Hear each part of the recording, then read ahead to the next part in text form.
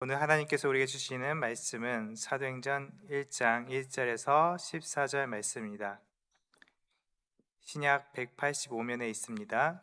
사도행전 1장 14절 말씀을 교독하겠습니다. 이 계시의 말씀을 읽을 때 살아계신 주님의 음성을 들으실 수 있기를 바랍니다. 데오빌로여, 내가 먼저 쓴 글에는 무릇 예수께서 행하시며 가르치시기를 시작하신부터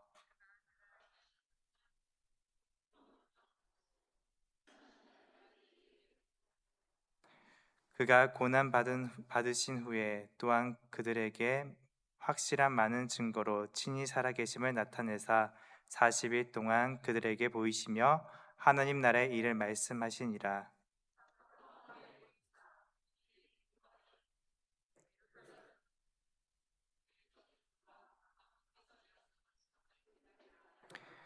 요한은 물로 세례를 베풀었으나 너희는 몇 날 못되어 성령으로 세례를 받으리라 하셨느니라.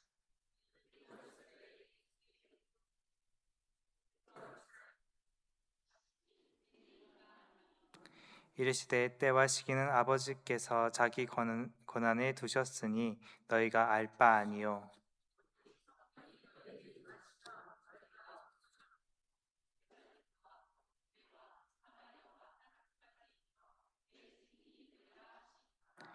이 말씀을 마치시고 그들이 보이는데 올려져 가시니 구름이 그를 가리어 보이지 않게 하더라.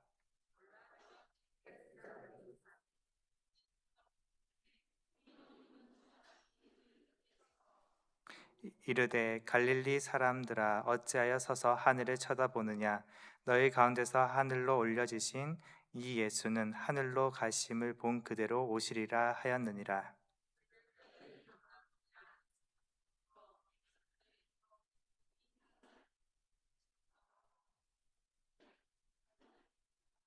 들어가 그들이 유하는 다락방으로 올라가니 베드로, 요한, 야고보, 안드레와 빌립, 도마와 바돌로메, 마테와 및 알파오의 아들 야고보, 셀로딘, 시몬, 야고보의 아들 유다가 다 거기 있어.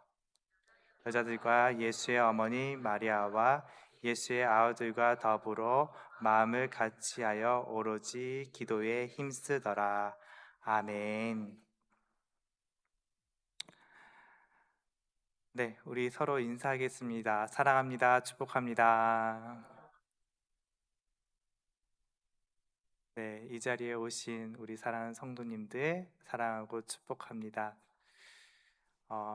제가 수요 예배 선 1회로 가장 많은 숫자가 있는 느낌이어서 어, 맞는지 아닌지 모르겠습니다.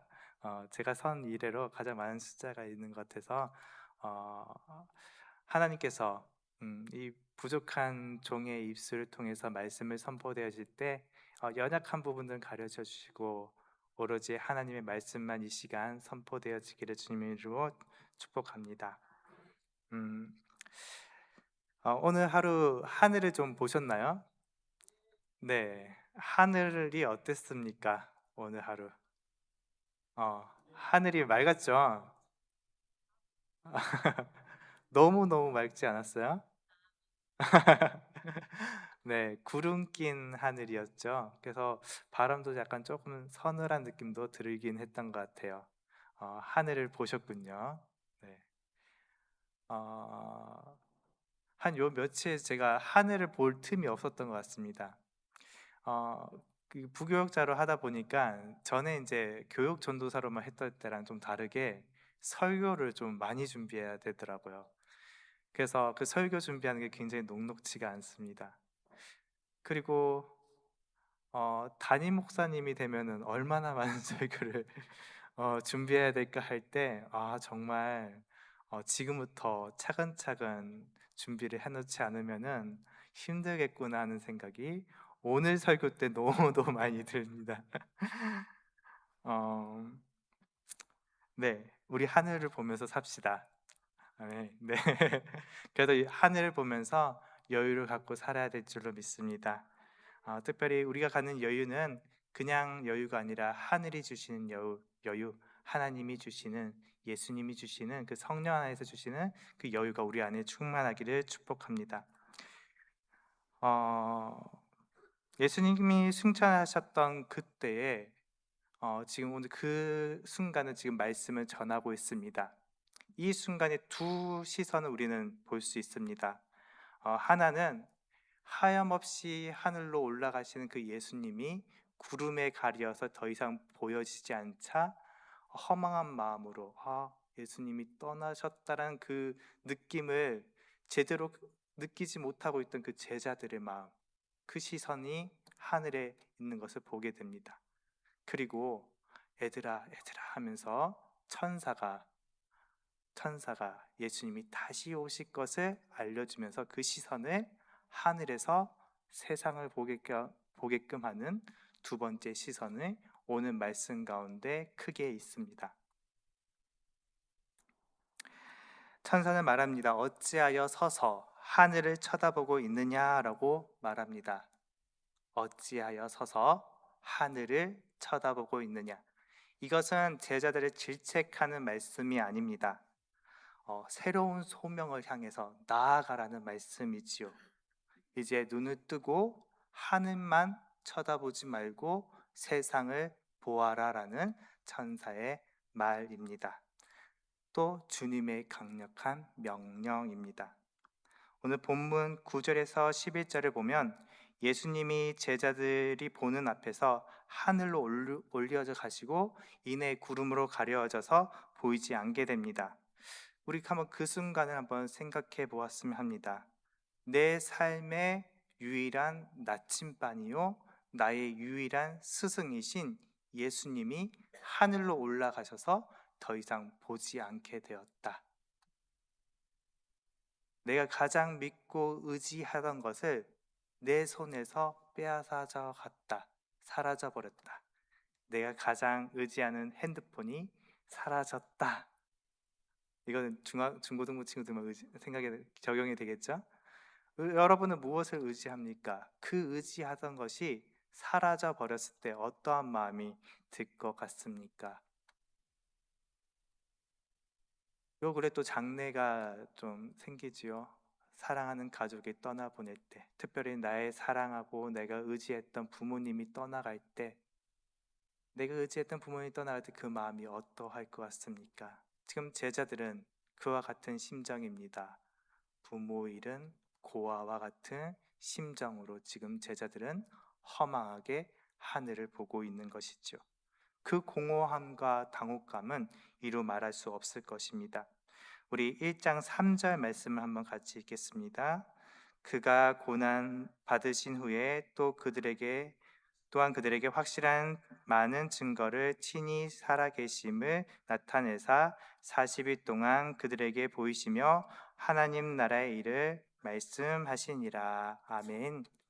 자, 예수님께서 부활하시고 며칠 동안 제자들과 함께 있었다 하죠? 네, 40일 동안 있었습니다.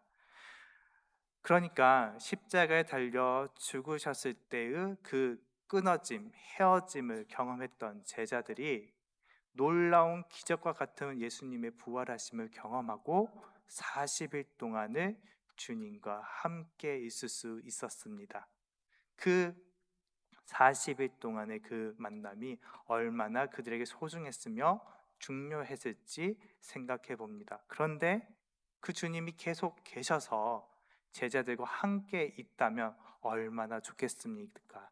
그런데 예수님께서 하늘로 올라가시는 거죠.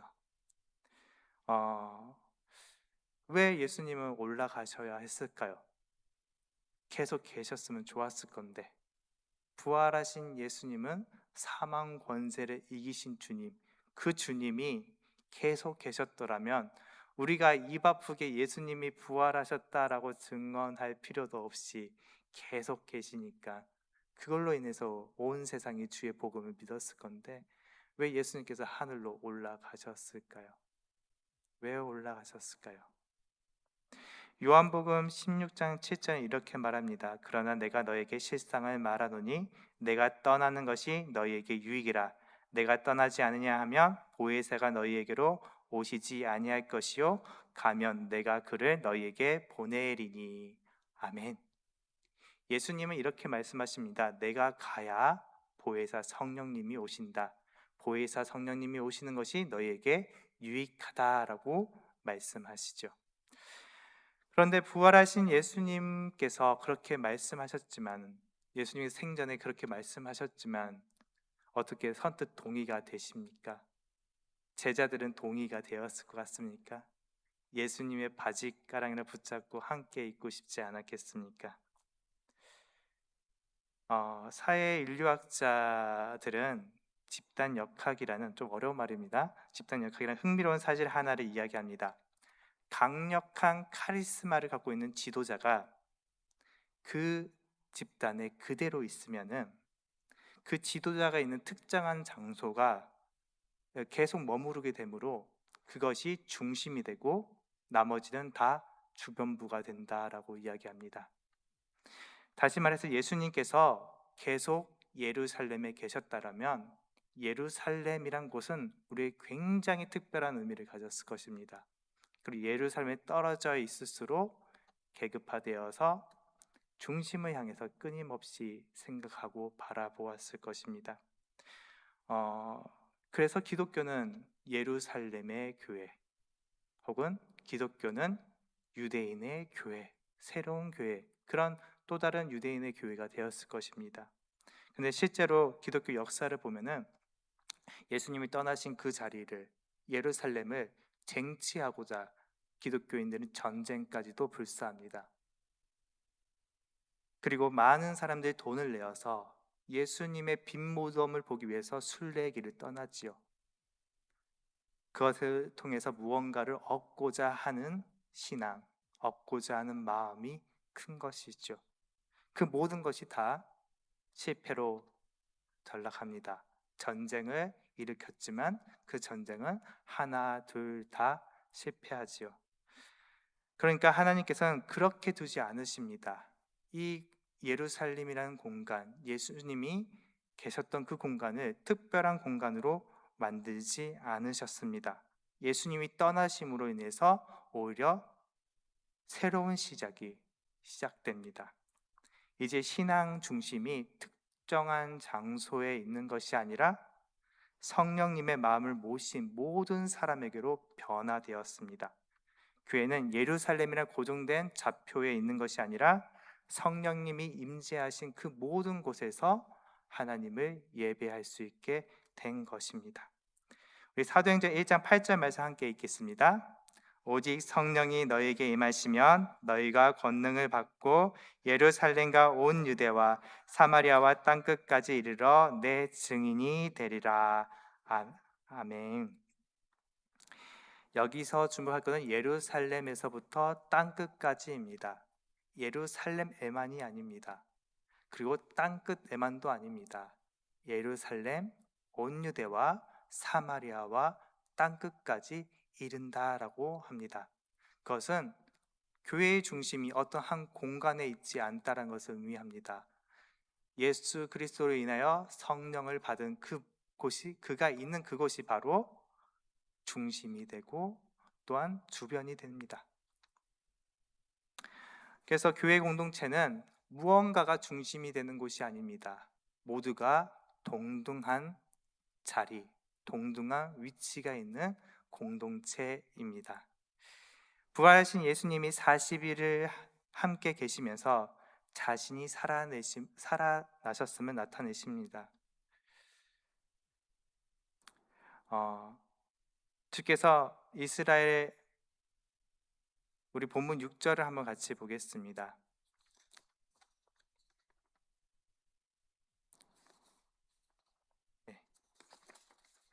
6절 말씀 함께 읽겠습니다. 그들이 모였을 때 예수께 여쭈어 이르되 주께서 이스라엘 나라를 회복하심이 이때이니까 하니라. 아멘. 네, 이때이니까 하니라고 되어 있죠. 제자들이 주님께 묻습니다. 주님께서 이 나라를 회복하심이 이때입니까? 라고 묻습니다.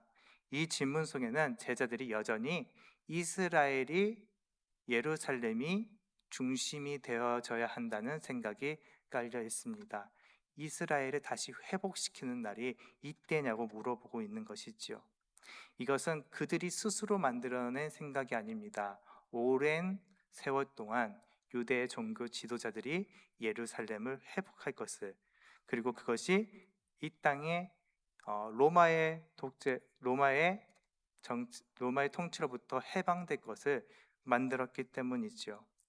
예수님의 답변은 단호했습니다. 주님은 제자들의 시선을 완전히 돌려놓으십니다. 때와 기한은 아버지께서 자기 권한에 두셨으니 너희 알 바가 아니요 아버지의 주권적인 계획을 인간의 지혜로 계산하는 오만한 생각을 경계하시면서 동시에 진짜로 바라봐야 할 것을 본질을 가르쳐 주십니다. 그것은 날짜와 시간, 그때가 아니라 사명에 집중하라라는 말씀입니다. 18세기 영국 침례교의 구두 수성공이었던 윌리엄 캐리라는 사람이 있었습니다.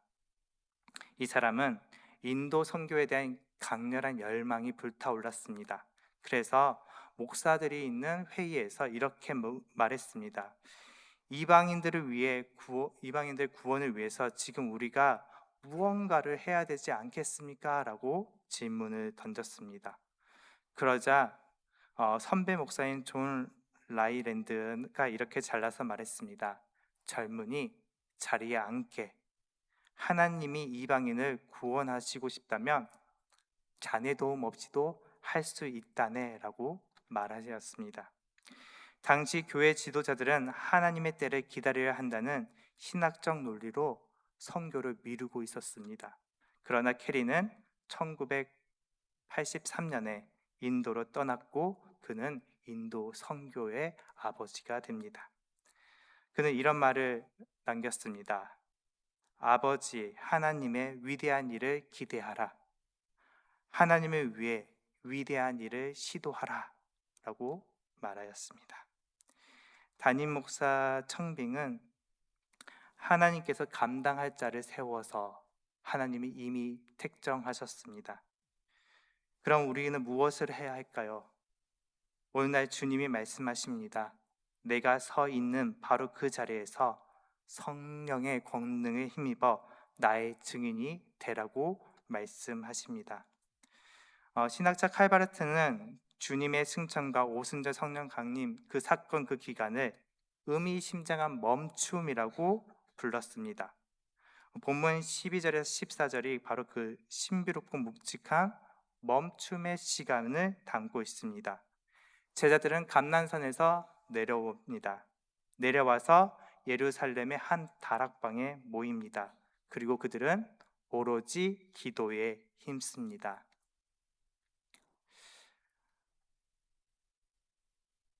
이 사이 기간, 끼어있는 이 기간에 이들은 무엇을 하죠? 기도를 합니다. 그리고 그 기도 가운데 모여있던 사람들은 어떤 사람들이 모입니까? 유대 사회에 있는 남성 사도들이 있고요. 그리고 종교적 사회적 발언권이 없던 여성들이 있고요. 그리고 예수님의 어머니 마리아가 있고, 그리고 공생의 기간에 예수님을 믿지 않았으나 예수님이 부활하심을 보았던 야고보와 형제들이 있습니다. 예수님의 형제들이 있습니다. 원래 유대 사회에서는 제의를 드릴 때에 남성, 여성, 어린아이, 그리고 이방인까지 해서 모두가 구분되어서 예배를 드렸습니다. 그래서 지금 이 공동체를 보면은 모두가 한 곳에 모여서 기도를 하고 있는 모습이 보입니다. 이 시대의 모습으로 볼 수 없는 새로운 형태의 모습, 공동체가 지금 만들어지고 있는 것이지요. 사랑하는 성도님, 우리는 그러한 피를 물려받았습니다. 그러한 유산을 물려받았습니다.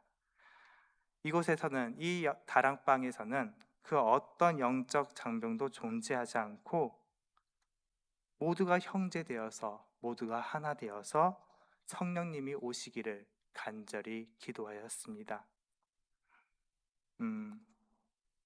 한 가지 우화를 들려드리겠습니다.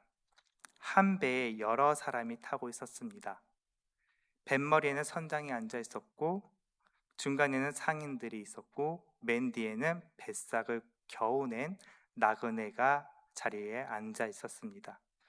그들은 평소에도 배가 움직이면서 그 나그네, 가난한 나그네에게 별로 관심을 갖고 있지 않았습니다.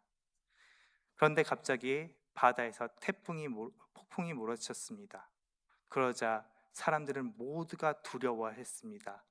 그들은 어찌할 바를 몰라서 서로 손을 잡고 서로를 의지하면서 폭풍이 지나가기를 간절히 기다렸습니다.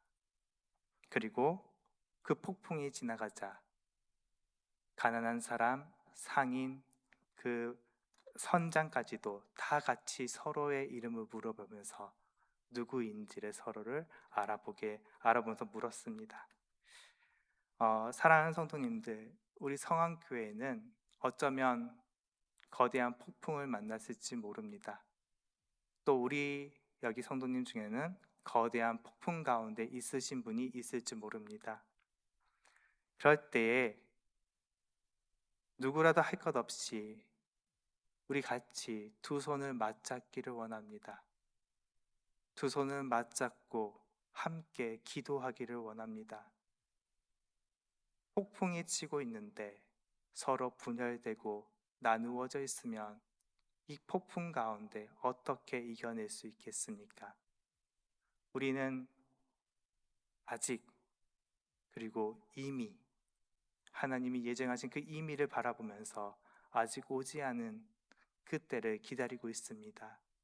우리 교회 역시도 아직 담임 목사님이 천빙되지 않은 그 상황 가운데 청빙이 잘 진행되길 바라고 있지요.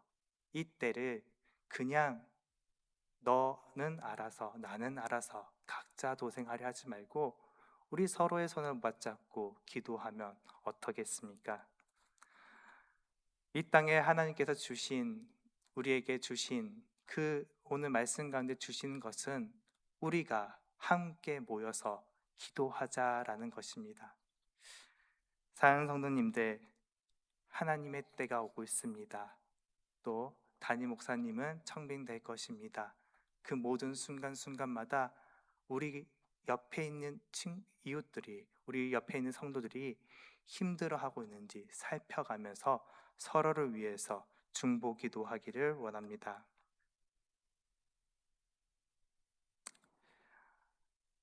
사랑하는 성도님들, 성령님께서 주시는 것은 우리 1장 8절 말씀을 같이 읽어보겠습니다. 오직 성령이 너에게 임하시면 너희가 권능을 받고 예루살렘과 온 유대와 사마리아와 땅끝까지 이르러 내 증인이 되리라 하시니라. 아멘. 여기서 말씀을 보시면 성령이 너에게 임하시면 너희가 무엇을 받지요? 권능을 받는다라고 하십니다. 여기 이 권능은 두나미스라는 헬라어 단어입니다. 두나미스는 다이나믹의 어원이 됩니다. 그리고 다이나마이트의 어원이 되기도 합니다. 두나미스, 그 능력은 그냥 무언가를 할 수 있는 능력을 말하는 것이 아닙니다. 다이나믹한 능력을 말합니다. 내 안에서 무언가를 해낼 수 있는, 끊임없이 역동적으로 힘을 주는 그 능력을 말합니다. 그 능력은 우리 성령님께서 주시는 능력입니다. 이 잠잠한 시간, 아직 이미와 아직 사이에 있는 이 시간에 우리가 왜 성령님을 구해야 합니까? 우리가 왜 기도를 해야 합니까? 그것은 성령님께서 능력을 주시기 때문입니다. 그것도 폭발적인 능력을 주시기 때문입니다. 우린 잠잠해서는 안 됩니다. 우리 성령 하나님께서 우리에게 폭발적인 능력을 주시니 예루살렘과 사마리아와 땅끝까지 이르러서 주님의 증인된 삶을 지속적으로 살아야 합니다.